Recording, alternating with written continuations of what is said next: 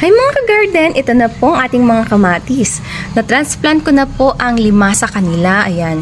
Kasi sila lang po yung mga may ugat na lumabas dun sa kanilang pot.